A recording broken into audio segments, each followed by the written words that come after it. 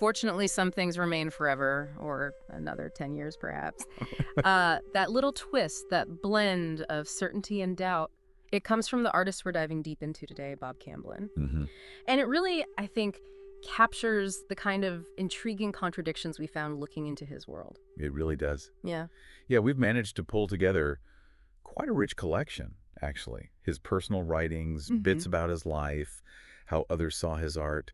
Right? It's a fascinatingly diverse set of materials, which feels kind of fitting for him, doesn't it? Such an enigmatic artist. Totally. And for everyone listening, we've, taken on the job of sifting through all this, his own quotes, which can be pretty cryptic sometimes. Huh. The timeline of his journey, what people who knew his work thought. We're trying to get you something, well, beyond just a surface look at Camblin. Yeah, aiming for those deeper, more thought-provoking layers. Exactly. And Bob Camblin definitely gives us plenty to chew on. He was, well, by all accounts, an artist who got quite a bit of recognition in his lifetime. But he still kind of remained this figure shrouded in a bit of mystery. His output was, incredibly diverse. Oils, acrylics, watercolors, drawings, prints, even painted paper. Wow. And his unique style, it clearly resonated, Yeah. both with fellow artists and, a dedicated group of collectors. It almost feels like part of his allure, right? The way his work might not pop up constantly, but when it does, it grabs a lot of attention. Definitely. It adds to this feeling of him being this captivating puzzle. Yeah. Precisely. So the mission today, our goal, is to really dig into the core ideas in Camblin's own words, Okay. to kind of understand them in the context of his life, his artistic evolution, Right. and ultimately maybe see what these insights tell us about, creativity itself, how we see the world, the artist's role in it all. Okay, great. Let's start maybe by unpacking some of these seeds of thought as I'm thinking of them, Camblin's quotes. That first one, fortunately, some things remain forever, or another 10 years perhaps. It really strikes me, that mix of assurance and, well, underlying uncertainty. What do you make of that? Well, what's fascinating there is that tension, isn't it? Yeah. Between wanting permanence, that human desire, Yeah. and this really clear-eyed recognition that things are impermanent. Right. And it's not just a one-off thought either. You see something similar, that awareness of time passing, in his notes on aging in Salt Air Summer 1967. Oh, interesting. It suggests a really deep understanding, maybe even acceptance, that even things that seem solid are, well, ultimately going to change. Oh. A key takeaway, there seems to be this profound awareness of transience. And that probably, almost certainly fed into his art. That makes a lot of sense. And you get a quote like, look into the atom, you get what you need. Look into magic, and you get what you need. Philosophy and art are in both. That's a pretty broad statement, connecting science and, well, magic. It really shows a kind of holistic way of seeing things, doesn't it? Yeah. The idea that different ways of exploring, science, or what we might call magic, intuition. Philosophy, art, they can all lead us towards some kind of fundamental truth. Right. And his desire for a bright gray, through common sense, as he put it, that suggests he was looking for a meeting point, maybe. A middle ground. Yeah, between these realms that seem so separate. He wasn't interested in strict divisions, seems like. He was looking for the connections. He sounds like someone who is okay navigating ambiguity. Then you get this almost vulnerable peek into his inner world. Bright day, and I soar, how cruel, that my soul is attached to this earth, and yet there's a real yearning there. That line really hints at an internal struggle, doesn't it? Yeah. A feeling of being kind of anchored by the physical world, its limits. Yeah, Even when his spirit wants to go somewhere else. It's a very human thing, that push and pull definitely. between our ideals and, well, earthly reality. Yeah. It speaks maybe to a longing for transcendence, something you see artists exploring all through history. And this one feels very direct, revealing about him. I cannot tell a lie to myself for very long. That suggests a pretty powerful level of self-awareness, wouldn't you say? Absolutely. That kind of internal honesty, that inability to kid yourself for long, Yeah. that probably played a big role in his art, in his process. Speaks to a commitment to, like, authentic expression. And then he follows up with, find something in nature that completes you, and then surrender. That's a beautiful idea about our connection to nature. It is, and you see that connection so vividly in this sensory bit. The cosmos waves, as me, with tree leaves, sun-heated air, moves across the electrons of my skin. Sunlight reflects those greens, first white, then yellow-green, and in deep shadows blue. It's just so immediate, so visceral.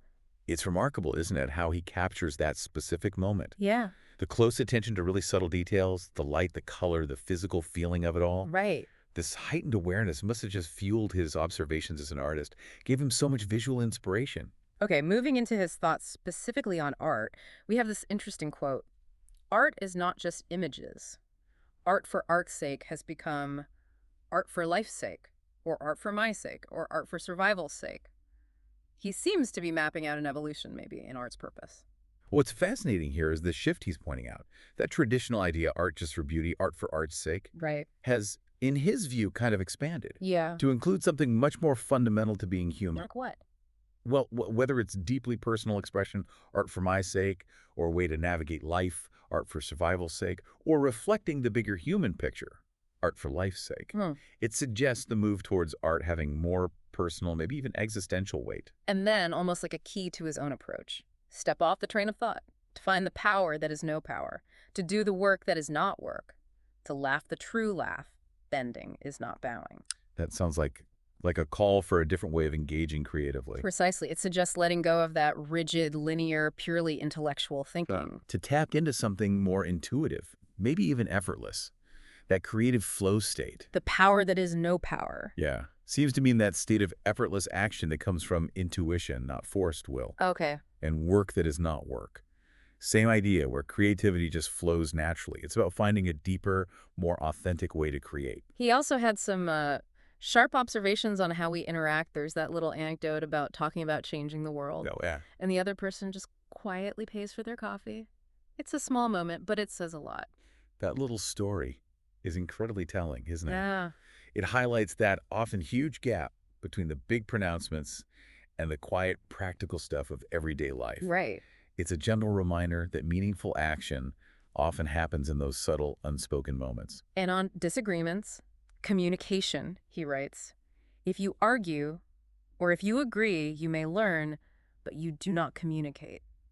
That's a really interesting distinction he's making there. It suggests that real communication is, well, more than just trying to win an argument or find common ground. Oh. It implies something deeper, maybe based on genuine understanding, really trying to see the other person's view, not just intellectual sparring or, just agreeing. He also states pretty definitively that the sixth sense is, without a doubt, that's a strong conviction. It is.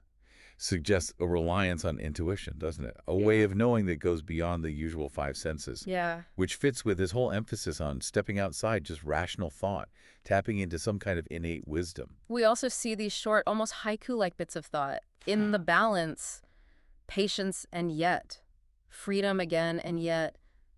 In silence, the reality can be maintained. And the reality, the pain that I move away from. They're brief, but really evocative. These little snippets really give you a window into his inner landscape, Yeah. That constant play between different states needing balance but wanting freedom, silence bringing clarity, awareness of pain pushing him towards something else. Right. It speaks to a mind that's constantly observing, processing his own internal experiences. Then there's this rather unconventional view on love. True love moves to indifference to protect itself. That's not the typical romantic idea, is it? No, definitely less conventional. It suggests maybe a defense mechanism, How so? like a way to shield yourself from the intense vulnerability that comes with really deep connections, a bit melancholic, maybe even cynical, about long-term intimacy. He seemed to appreciate the unexpected, though, noting the sublime and the ridiculous and urging us to look for the forgotten but become what you are, less only is. That idea, finding something profound or beautiful in the ordinary, the overlooked, that's a classic artistic sensibility, isn't it? Yeah. And the call to become what you are while embracing less only it suggests stripping away the superficial, focusing on your essential self. It's about authenticity. This next one feels very tied to the creative process itself, balancing and being for and against. We missed the clouds, and for a moment regretted it. Then, as lightning, the mind ripped out in flashes of variations to reach the still pond. That's a powerful image. Beautiful, actually. It is. The missed chance, that brief regret, then this sudden, almost chaotic burst of mental activity, flashes of variations, Right. ultimately leading to calm focus, the still pond. It's a wonderful metaphor for how inspiration can hit, often out of nowhere, Yeah. and how the mind works through possibilities to find clarity. And here's what seems like contradictory advice. When you think, don't act. When you act, don't think. That's a tough balance to strike in life, let alone art. It really highlights the need for different ways of engaging, doesn't it? Hmm. Sometimes you need careful thought, reflection before you act. Hmm. Other times, you just have to trust your instincts, act spontaneously, not get bogged down overthinking. Knowing when to do which. Exactly. That seems to be the key. He also makes us question our own perceptions with this. As people move away from us, do they diminish in our eyes, or mind, or relativity? It's a simple question, but it makes you think about how we see others, how relationships change over time. It really digs into the subjective nature of perception, memory. Is the change we see in them, or is it our perspective shifting? Right. Influenced by distance memory, the dynamic itself. Yeah, it touches on how our minds kind of construct reality. And then he offers this contrast. White is light. Black is absence of light. Yeah. But people are seen. Mm. Suggests a fundamental difference in how we perceive people versus abstract things like light. We give people a different kind of reality. There's a wonderful directness, almost humor in this. Well, that's enough about me, Mother Nature. Let's talk about you. What did you think of my last picture? Like he's chatting with nature. It injects a bit of whimsy, Yeah. and shows this deep connection to the natural world, almost seeing it as conscious, like its opinion matters. Yeah. And maybe a touch of humility, too, seeking validation from his main source of inspiration. Then we get these stream of consciousness like fragments, like 5 thoughts crashed at South Belvedere in Mandel. 1, a girl in a white dress. 2, Jomo board. 3, Mother Nature. 4, painting a classroom in the ghetto. 5, haiku, no one was injured. It's such a random yet intriguing mix. These fleeting thoughts, they offer a really interesting glimpse into the everyday stuff that might have sparked his imagination. Right, the mundane next to the profound. Exactly. Disparate things just colliding in his head. Mm. Reminds us inspiration can pop up anywhere. He had a unique take on arguments. When you end an argument with a pessimist, you say, "You're absolutely right." With an optimist, you say, "It's a banana." It's funny, but maybe effective for stopping useless conflict. It is. It cleverly gets to the core difference between pessimists and optimists. Yeah. And suggests a way to just sidestep endless debate by kind of playing into their biases. Diffuses the tension. This next one feels quite poignant. The gate stays open, the fence is broken. He keeps searching, but does not know the size of his quarry. Yet, he has faith. He looks in all directions. If he could only see all around, all at once. Speaks to this persistent, but maybe unfocused search for something undefined. It beautifully captures that feeling of being on a quest, doesn't it? The unwavering faith in just searching, even without knowing exactly what you're looking for. Yeah. The broken fence, the open gate suggests both opportunity and maybe a lack of clear boundaries in the search. On social change, he observes, revolution leads to changes. Evolution is change. The first will be man's misunderstanding. The second is understanding the balance will be found in our minds, individually now, perhaps collectively later. He seems to favor gradual internal shifts over big upheavals. He's drawing a really crucial distinction there between superficial, maybe forced changes and a deeper fundamental shifts in understanding. Right. He sees real, lasting change starting inside individuals and then maybe eventually spreading. There are these simple, almost universal truths he nails so concisely, like, you never miss the water until the wells run dry. Common saying, but it hits home. It speaks to that very human habit of taking essential things for granted until they're gone. Yeah. Brief but powerful reminder of the value of what we have. And then you get the haiku about the starlings. Perfect example of capturing a fleeting natural moment. 6 starlings sitting among broken branches. Look, no buds are growing. Stark image, yeah. Late winter, maybe early spring. And then this thought.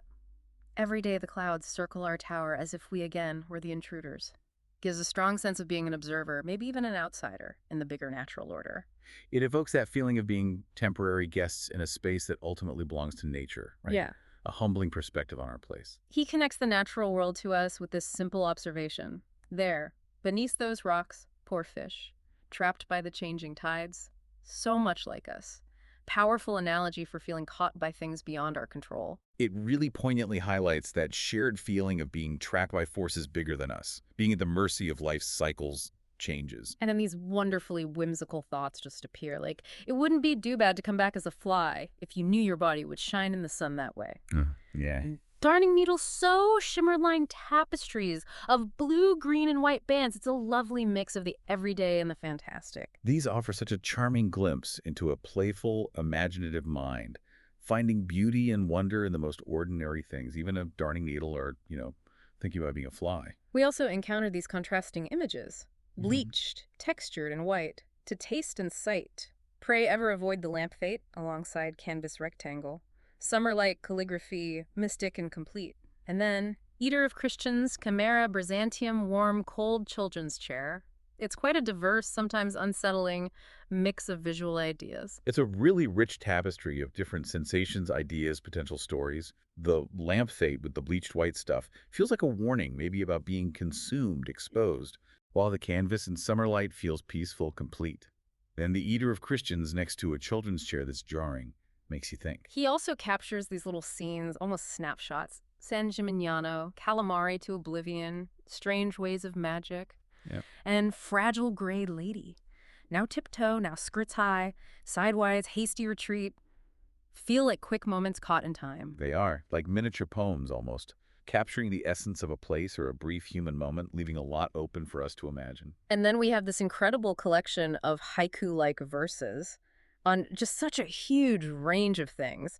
August heat, fall on Icarus, a sandpiper, summer waves, green rocks, purple leaves, a first child, a strange mirror, white magic, an egg in leaves, ragged silk wheels, a dragon that never lived, a jawless monster, last year's weeds, pulsing blue pictures, a seed pod, blue bottle banquet, purple canals, being alone on Longboat Key, a painted eye. It's just this outpouring of condensed visual sensory detail. This huge collection really shows his amazing ability to just distill complex observations into these super concise forms, doesn't it? Capturing the essence of a moment or an image with just a few perfect words. And then some more enigmatic lines like, this strange device whirled by a figure of my mind, a beautiful dance, Hmm. and gargoyles gargling water from Gothic churches. You missed me that time. Very dreamlike, those. They are.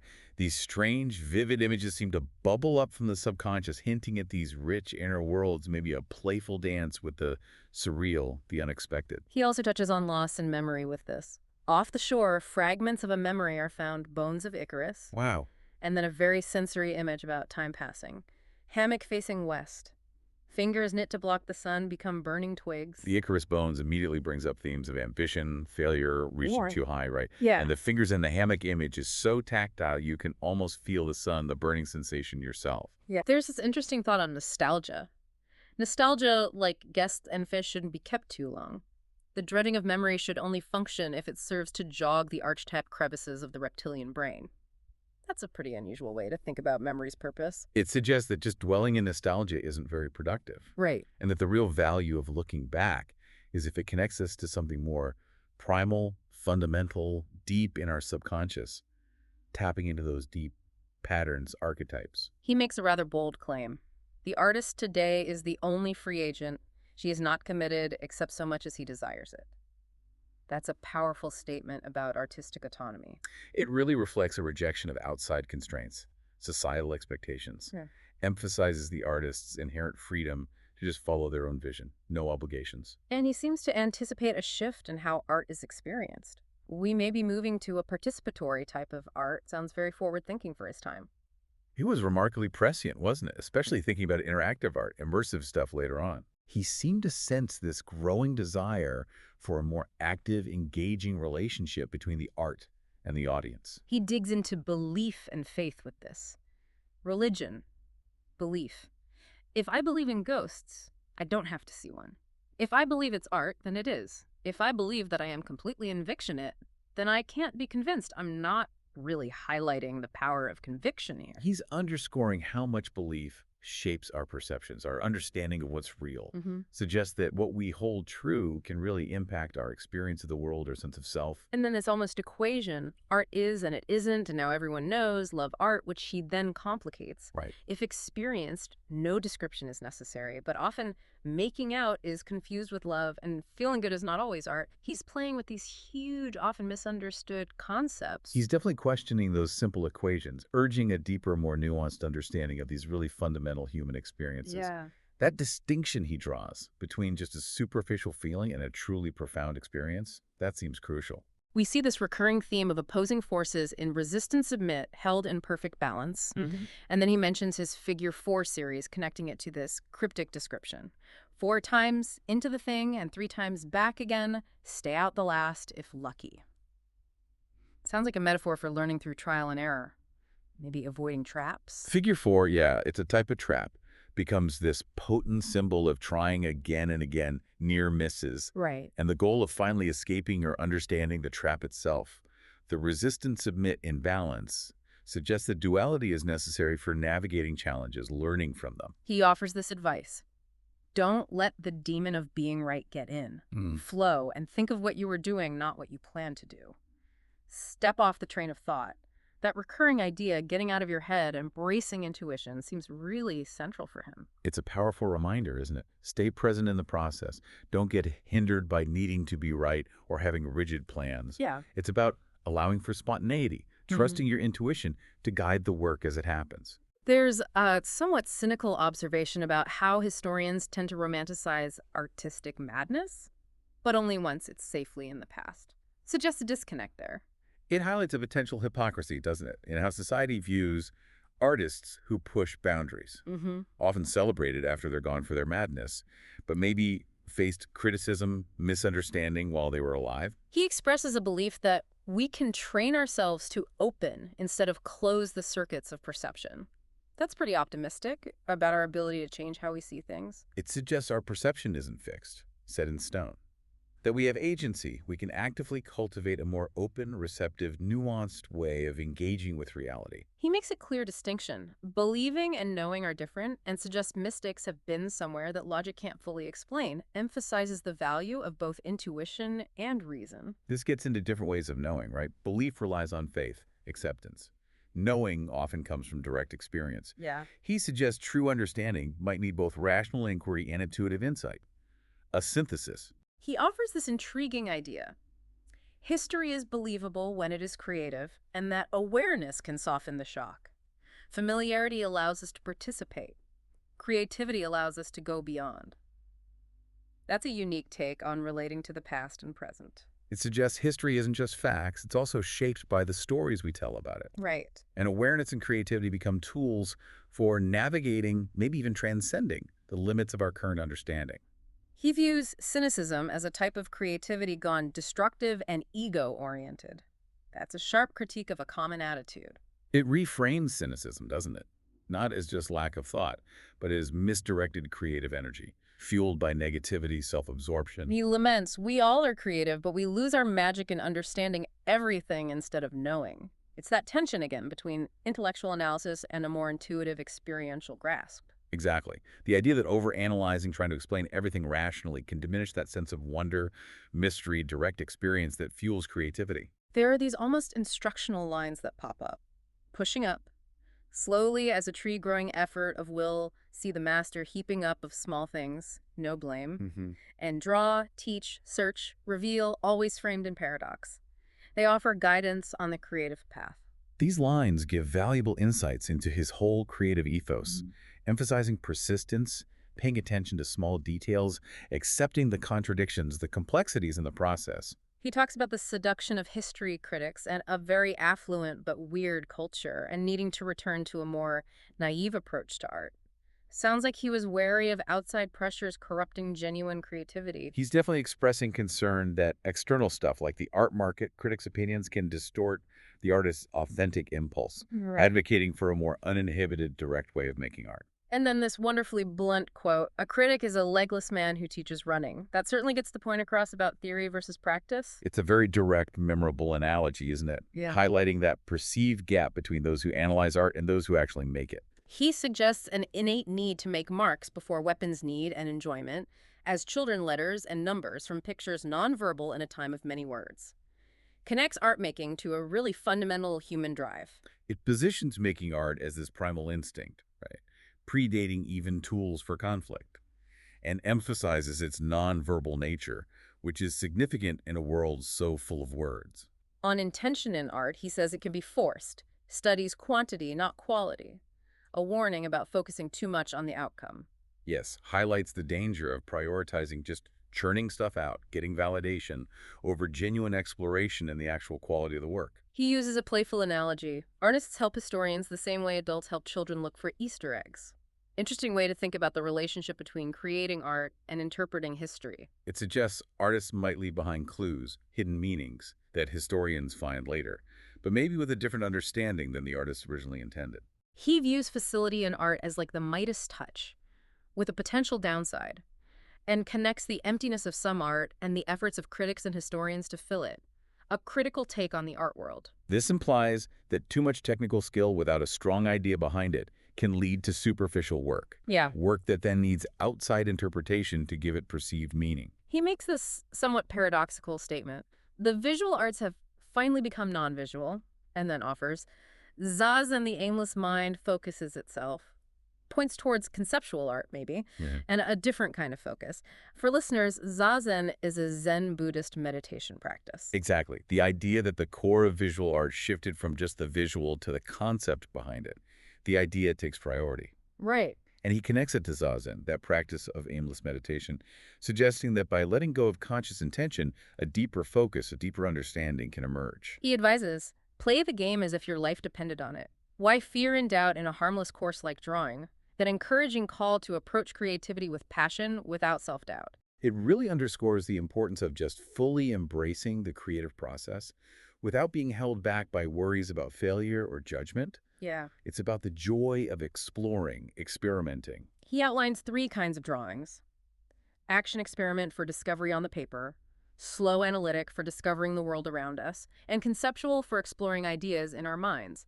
That's a useful framework. Yeah, it clearly highlights how multifaceted drawing is as a practice, from intuitive exploration to careful observation to visualizing abstract concepts. He emphasizes that drawing is as nonverbal and concept is as nonverbal, and observes that in haiku, the words might be simple, the idea straightforward, but the reaction is more, highlighting the power of non-linguistic expression. He's stressing the ability of both visual art and concise poetry like haiku to communicate on a level beyond language, Yeah. evoking emotions, insights that go beyond just the literal meaning. He believes that one must find his own mystic switch, the rising hackle or the visceral knot. This is a truth, but it changes.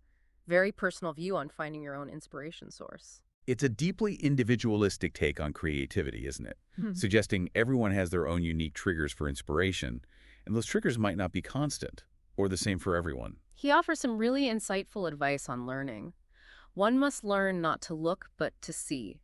One must try to fail in order to succeed. Success will be another failure. Process and awareness of it cannot be failure. It's about valuing the journey itself. It's a powerful message, emphasizing deep observation, embracing mistakes as crucial steps, recognizing that the act of creating, being aware of that process, is itself a success, no matter the outcome. He connects writing, starting as pictures, to how syntax can limit nonlinear thinking. Points out our conditioning to believe there's a right way to draw, urging us to recreate recreation, a call to break free from rules. He's suggesting our linear, language-based thinking, reinforced by grammar, can hinder expressing more fluid, intuitive, nonlinear ideas visually, Right. advocating for a return to a more primal, uninhibited way of creating. He distinguishes between passively engaging with art, reading, music, and achieving a zazen mind where the hunch, the inspiration, the solution seems to magically appear, but warns if we seek too hard and miss the way, finding that balance between effort and allowing inspiration. This highlights the difference between deliberate effort and a more receptive, meditative state where insights can just pop up when we let go of forceful control. He urges us to resist learning, learn to fail, learn to relax, learn to feel, learn how to really think, and then offers this quote. I didn't learn anything new, but I know a lot more now. Paradoxical statement about true understanding. That paradox speaks to a deeper level of comprehension, doesn't it? Not necessarily from new facts, but from a shift in perspective.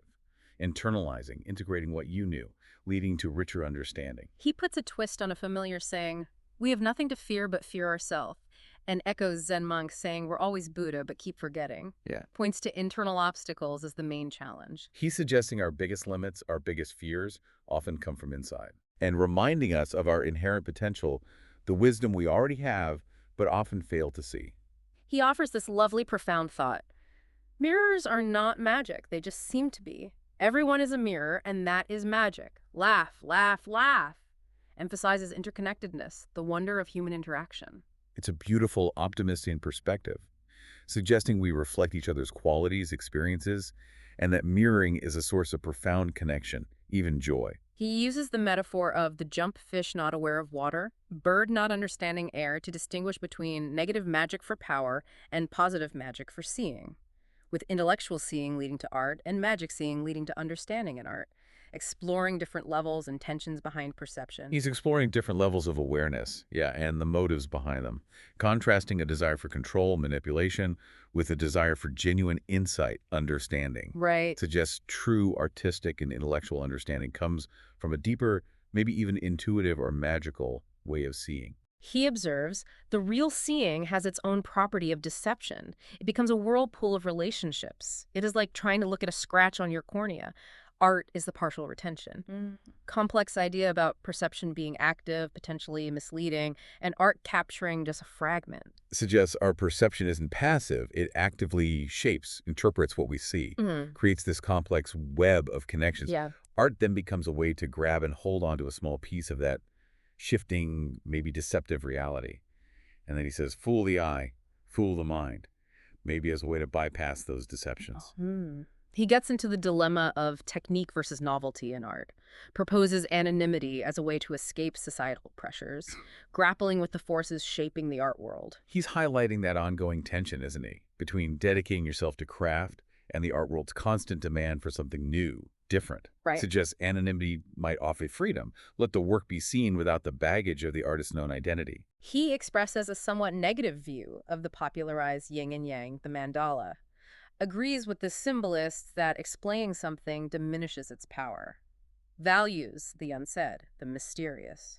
He's concerned that oversimplifying, overanalyzing can strip away the mystery, the evocative power of symbols, of art, prefers a more intuitive, less obviously instructional approach. He reflects on the bittersweet nature of communication and the importance of blending fun, playfulness into the serious work of making art.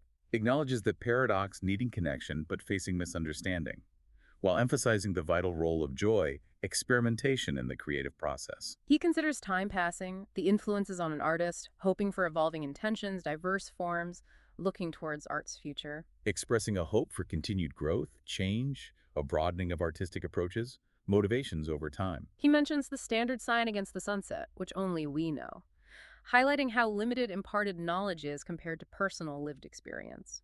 Shared unspoken understanding seems more profound. He's emphasizing the deeply personal, often unsayable nature of true understanding, suggesting direct experience, shared context, leads to insights you can't just teach. He seems to accept that even seemingly shallow cliches might hold communicative power someday. Interesting thought about how language meaning evolves. Shows an open-mindedness, right? That meaning isn't static. What seems commonplace today might gain new significance later. We then get these lists: white and dried objects, stark images of dead birds, dry lakes, sand, barren land. Creates a pretty evocative, maybe melancholic mood. These lists create a powerful sense of desolation, yeah. The ephemeral nature of life, maybe reflecting on mortality, nature's cycles. He offers this very accepting philosophy on making the best of it. No mistakes, you are doing the best you can, and mistakes are nature's way of telling you to trust your instincts or the next mistake could be really bad. Very forgiving, intuitive approach. Encourages self-compassion, doesn't it? Recognizing we're always trying our best, reframing errors not as failures, but as valuable feedback from, well, the way things are. He reinterprets pride goeth before a fall, suggesting various cause and effect links around pride and consequences, playing with familiar wisdom. He's taking a common saying and exploring its nuances, highlighting the complex ways pride can show up and lead to different kinds of falls. He uses this unusual analogy, two bits of a hologram arguing about which is the biggest, instead of cooperating and looking at the picture with more detail, to illustrate needing broader perspective, collaboration. Vivid way to show the limits of being narrow-minded. A brilliant metaphor, yeah, for how focusing on petty differences, competition, stops us seeing the bigger picture, the benefits of working together, shared understanding. He mentions the chaos order cycle, introduces the hologram concept, the whole message: we are no longer shadows on the cave wall. We are holograms, and the more we get together, the clearer it becomes. Sounds like a vision of interconnectedness, shared understanding. It's an optimistic vision, isn't it? Yeah. Humanity moving beyond limited views towards a more complete shared reality, where interacting collectively brings more clarity. He talks about approaching an edge of real time, awaiting a sense of inevitable necessity. Sounds like contemplating big change, maybe even mortality. It does have that feeling, being on the brink of something significant, anticipating an unavoidable shift, event. He considers different views of the universe: finite, steady state, higher order, and offers. Solipsists aren't crazy, they just misunderstand. A more empathetic view of that philosophical stance. He's engaging with huge questions about reality's nature, suggesting even extreme views might come from a different, maybe limited understanding, not just irrationality. He reflects on being aware of history as living in past, present, future all at once, and proposes our reason for being here: to dream of how it works. That's beautiful, profound. It's a poetic, insightful idea of our purpose, isn't it? To Yeah. contemplate, imagine, try to understand how existence works across all time. He offers this intriguing phrase: time travel at the speed of enlightenment suggests a journey beyond just physical movement. Implies profound understanding, insight, can transcend linear time. Offers a different kind of access to other realms of experience. He contrasts the hawk and the snake as different approaches to life: active observer versus patient, still one, looking at different ways to engage with the world. Presenting two contrasting but maybe equally valid ways of interacting with life. One active pursuit, the other quiet receptivity, observation. He has this long flowing sentence, feels almost like summing up existence. The way back, long silence, melting rocks, infinite space, eternal time. A point of return, a cycle, a beginning and ending, the next step, and the next, an action required, a link to the past, a thread of the future. Incredibly evocative. It's a powerful, poetic reflection on the cyclical nature of time, life, the interconnectedness of everything past, present, future, all woven together. He includes a specific anecdote about Louis Sullivan in a broom closet and Irish honor. Feels a bit separate, but maybe reveals something about Camblin's own values, associations. These seemingly random details can sometimes give a glimpse into the artist's personal world, right? The connections he made.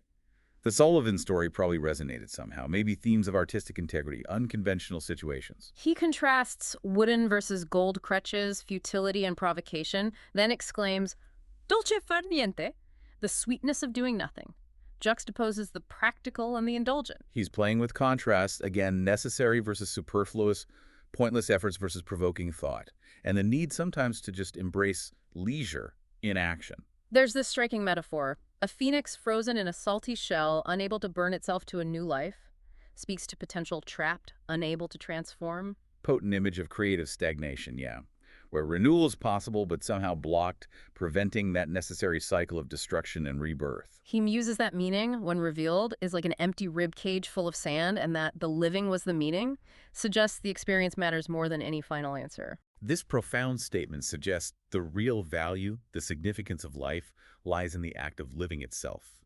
The journey, the experiences, rather than some ultimate definable meaning or purpose. He even brings in a huge cosmic perspective, mentioning the universe folding back on itself in 80 billion years, a reminder of the immense timescale we're in. Definitely puts things in a grand cosmic context, highlighting how transient even the biggest timescales we can imagine really are. And then we get this fascinating list of quotes from other thinkers who clearly resonated with Camblin: Shinichi Suzuki on art as personality, Alan Watts on interconnectedness, William James on belief creating fact, Sartre on existence preceding essence, a Zen proverb on direct experience, Bergson on intuition, Teilhard de Chardin on human connection, Lamarck, Koestler on creativity, Right, Jung on chaos and play. John Fowles on just being, Dostoevsky on inner complexity, Salinger on artistic perfection, Updike on art for reflection, Yeah. John Barth on constructed value, Lawrence Durrell on art as compromise, Aldous Huxley on inconsistency. It's a really diverse, thought-provoking group. Exactly. This wide range of thinkers shows the depth and breadth of Camblin's intellectual world, shows his engagement with ideas from Eastern philosophy, Western existentialism, creativity theories, art, the human condition. Right. Gives us a richer understanding of the context that shaped his own unique insights. Each quote likely touched on themes central to his own thinking.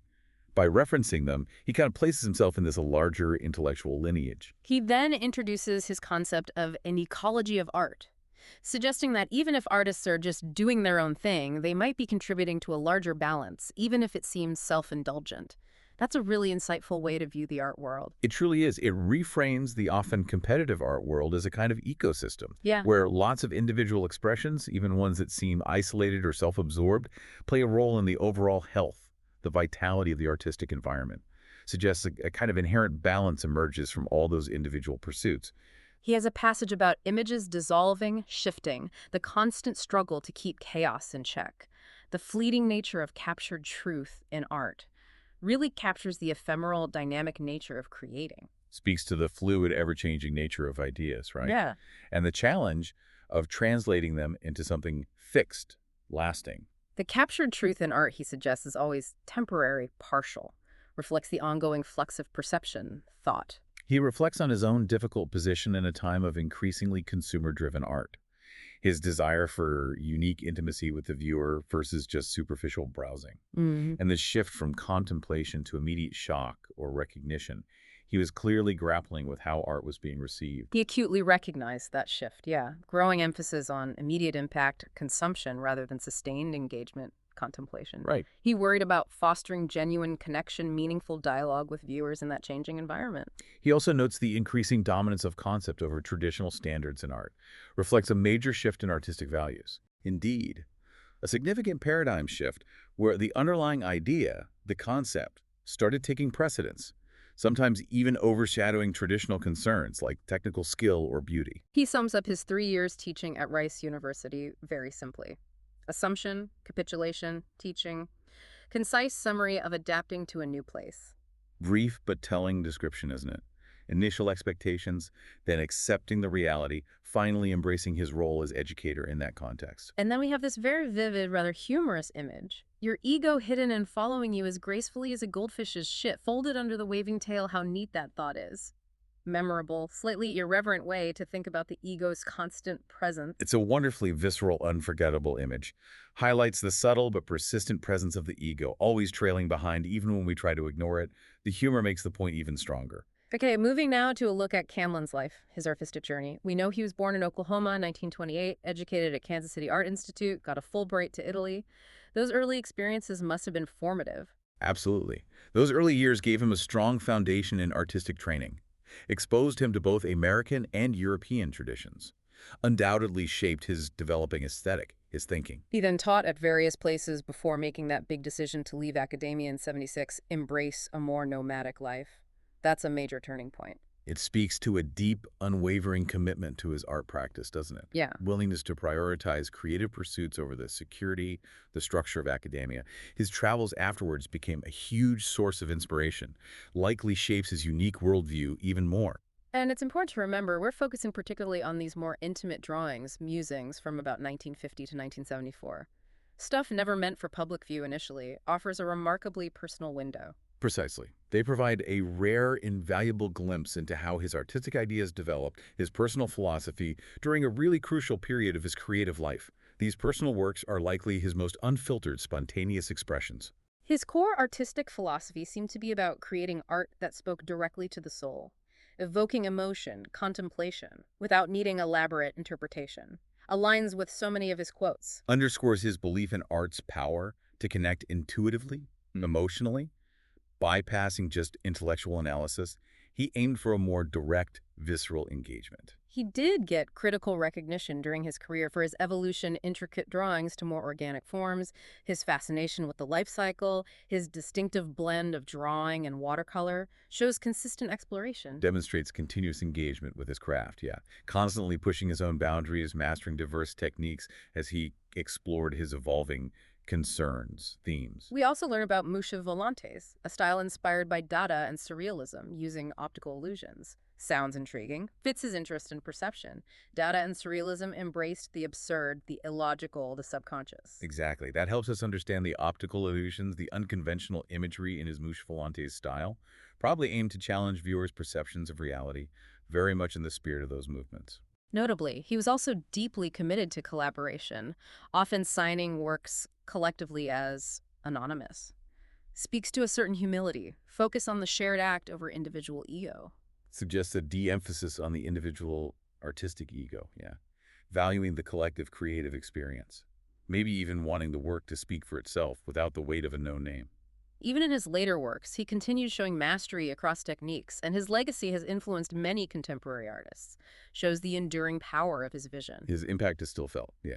Inspiring later generations with his unique approach, his profound exploration of fundamental human artistic questions. His upbringing in Ponca City, Oklahoma during the Marlin era is mentioned, potential influence of the Marlin estate, the pioneer woman statue. Fascinating how local landmarks can shape early visual experiences. Growing up somewhere with significant artistic architectural landmarks like that probably had a subtle but lasting influence. On his visual vocabulary, his understanding of art's role in public life, cultural identity. It's noted he was a voracious reader.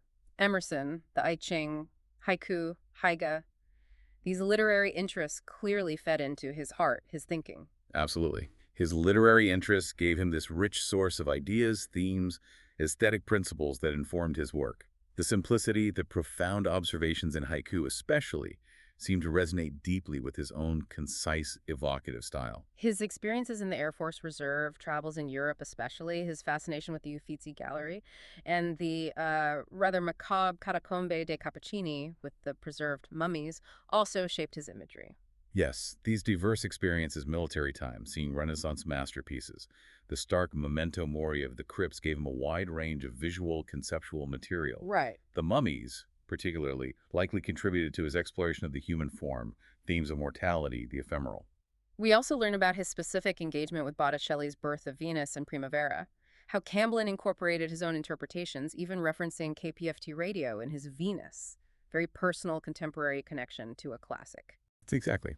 Shows how he could take established masterpieces and infuse them with his own contemporary references, personal meanings, creates this fascinating dialogue between past and present. Interesting that early on he worked as a map maker before teaching art. Those seemingly different experiences might have influenced his approach. Indeed. Those practical skills, especially map-making precision, spatial relationships, visual organization, likely had a subtle influence on his drawing, composition, how he articulated form, suggests a mind attuned to visual detail, spatial awareness. His move to Houston, his reflections on the character Saint Bambola are mentioned. Seems like a persona he embraced but also sought to move beyond, into the complexities of an artist's self-image. St. Bambola seems to represent a particular artistic identity or phase he felt both defined and maybe limited him. His desire to turn off my myth-making machine suggests a conscious effort to transcend old personas, explore new territory.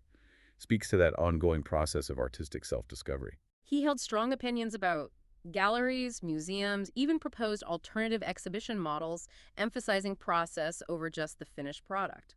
A critical perspective on the establishment. Exactly. He was clearly critical of conventional art world structures, sought ways for a more direct, meaningful connection between artists and public, one offering insights into the creative journey itself, envisioned a more transparent, engaging way to interact with art. His simple approach to the art game, faith in his work, consistent effort, viewing obstacles as potential stepping stones, symbolized in paintings with jars of water, resilient, optimistic view. Yes, reflects a pragmatic, determined attitude.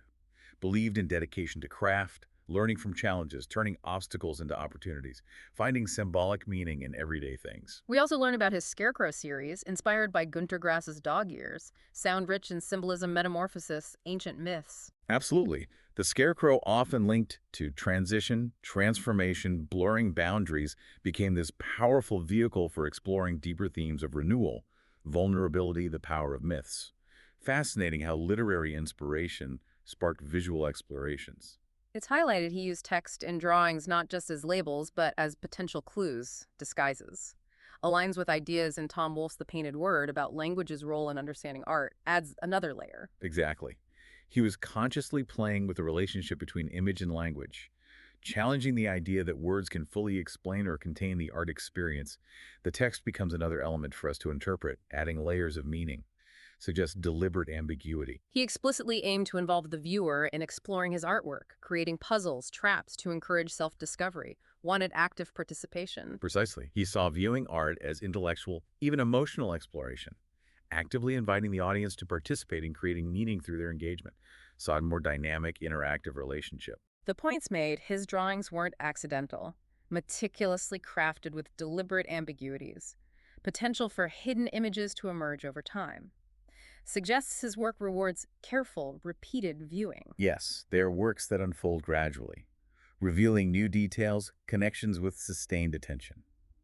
Meticulously crafted with layers of meaning, visual elements maybe not immediately apparent. We also learn about his early social protest art, his interesting mix of social realism and non-objectivity, influenced by Cremoni, Etruscan figurines, diverse early influences. Shows a fascinating trajectory early on, yeah.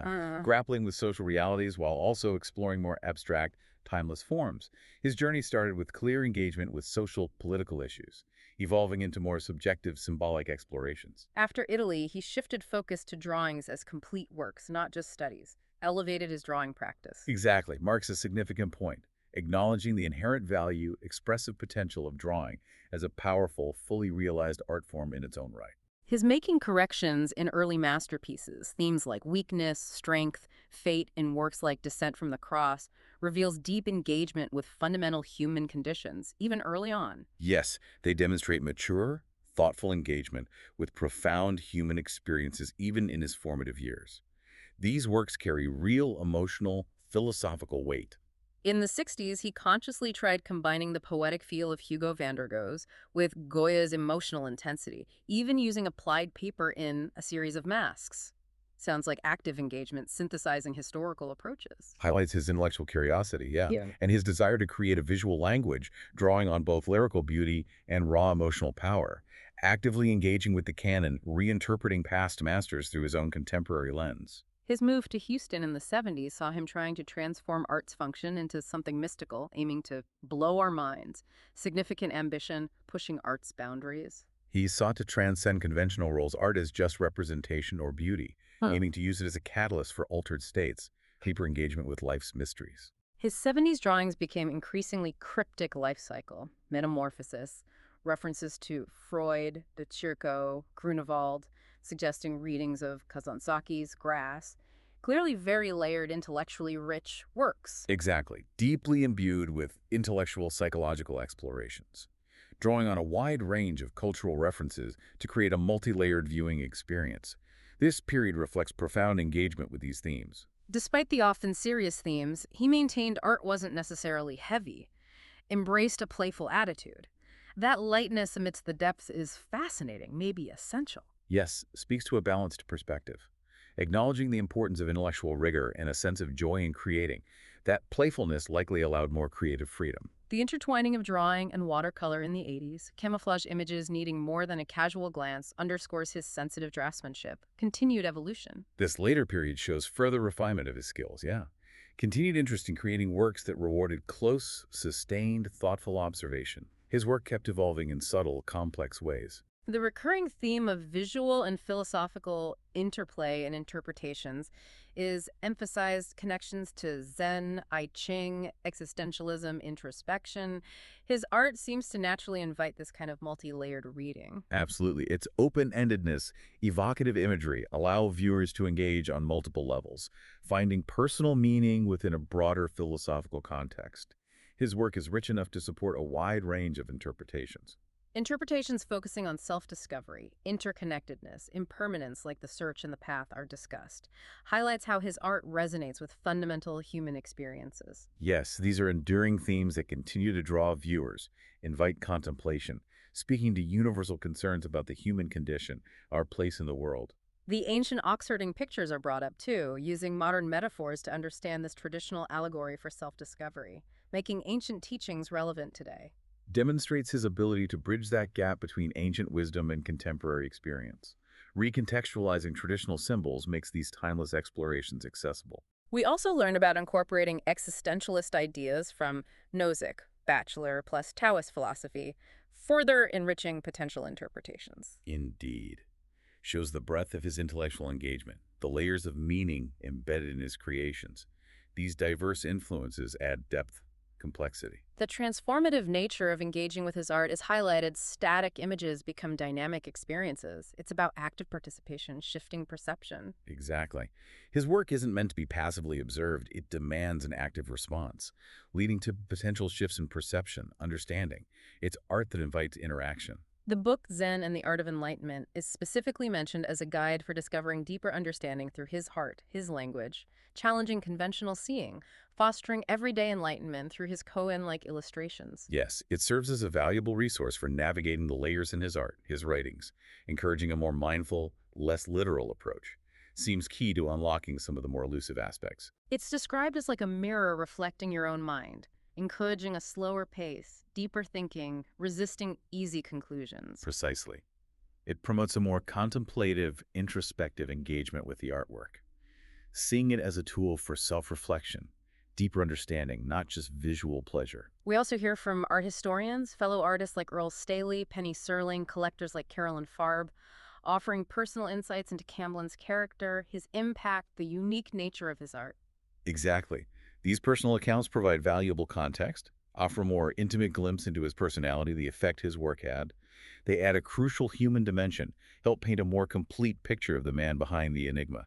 Finally, Earl Staley's anecdote, his long friendship, shared studio, collaborative projects, Camblin's departure from teaching in Houston, the lingering mystery about his later life really brings his story to a close with that sense of the enigmatic figure he remained. Staley's reminiscence offers a personal, poignant glimpse, highlighting his creative energy, collaborative spirit, and the ultimately private nature of his later years. The unanswered questions about his disappearance just add to the enduring mystique, adds a final layer of intrigue. So as we bring this deep dive into Bob Camblin's world to a close, several really compelling things stand out, don't they? His constant engagement with paradox, that profound exploration of his inner world, his persistent questioning of perception, his collaborative spirit, and yeah, that enduring mystery surrounding him. Absolutely. He was an artist unafraid to grapple with contradictions, ambiguities, constantly challenging himself, inviting viewers to do the same. His work continues to provoke thought, offer new layers long after you first see it. And for you listening, we hope this exploration has sparked some new ways of thinking. Maybe consider the masks we all wear, that delicate balance between control and surrender, or where you might find unexpected depth in ordinary moments, and maybe ponder the unique way an artist like Camblin saw the world. Yeah, this dive into Camblin's world raises a good question for all of us, really, as Camblin challenged viewers to look beyond the obvious in his art. Right? What obvious truths in your own life might be worth a second, deeper look? Indeed. Camblin embraced the enigmatic. What comfort, or perhaps even a stimulating challenge, might you find in embracing the unanswered questions in your own life? Something to keep in mind until our next deep dive.